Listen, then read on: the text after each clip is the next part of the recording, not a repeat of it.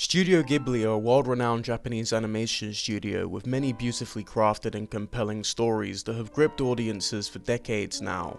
But in my opinion, there is one Studio Ghibli movie that stands above the rest, and one that I think brought Japanese animation out into the Western mainstream.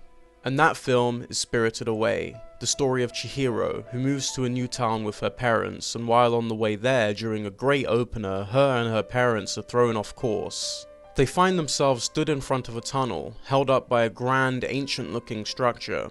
Despite the objections of Chihiro, her parents enter inside, forcing her in after them. What they find is an ancient-looking town, with an old windmill and market stalls.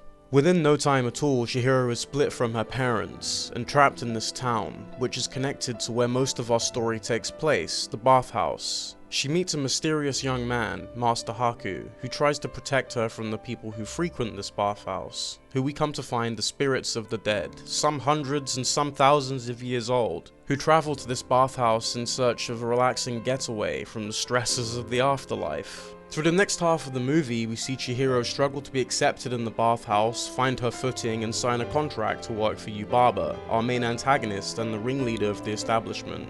Chihiro, or as now known to the spirits, Sen, slowly becomes integrated into the life she's been forced to lead, while she works out how to free her parents. The way Sen takes responsibility for the situation she is now in regardless of the absence of her parents is super compelling, and the development that she undergoes as a character is clear to see. She starts to work her new job, further struggles to be accepted, and finds it ever more difficult to cope with the reality she has been burdened with. But she strives through anyway, really bringing the audience closer to her struggle and making her very believable and human in a world surrounded by spirits. Haku looks out for her, as well as Lin, one of the characters in the bathhouse, and the Boilerman Kamaji. These characters warm to Chihiro and want her to find her way and ultimately find her way out.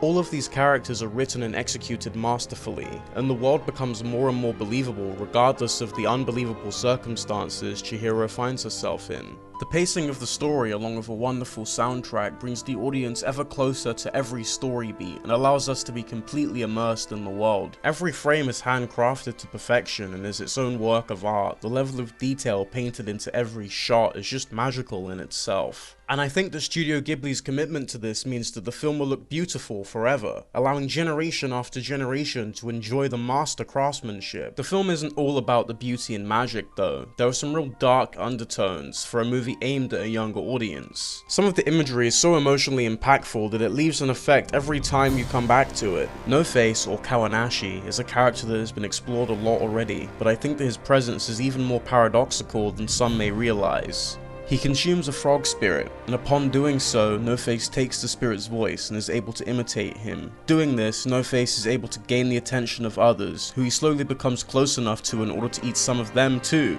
What it consumes influences it to be a different person almost, and its obsession with Chihiro stems from the fact that the spirit itself is also so impressionable like she is. Being a blank slate, No Face is almost brought to life by the story around them, and what is so twisted is that the spirit, once taken from the environment, becomes completely emotionless again, regressing back to this blank slate. Darkness consumes No Face within the bathhouse, where the spirit is surrounded by greed and gluttony, but upon leaving, he is in this mindless bliss. No Face truly is the personification of everything that has rubbed off on our main character Chihiro throughout the story. Lastly, I want to talk about one more thing Studio Ghibli did with this movie that they do so well, and that is bringing life to the lifeless. There are so many different characters and all of them have their own styles and quirks. The artist even made balls of soot feel alive, pieces of paper. The entire world feels full of life, and that's fully credited to the art team on this film. The world is captivating, full of so many beautiful landscapes and buildings with so much charm. There's so many different characters that bring the world to life through amazing hand craftsmanship. The story is mystical and so well told that I keep coming back to this film and learning something new every time. All in all, Spirited Away is a true animation masterpiece and a real treasure.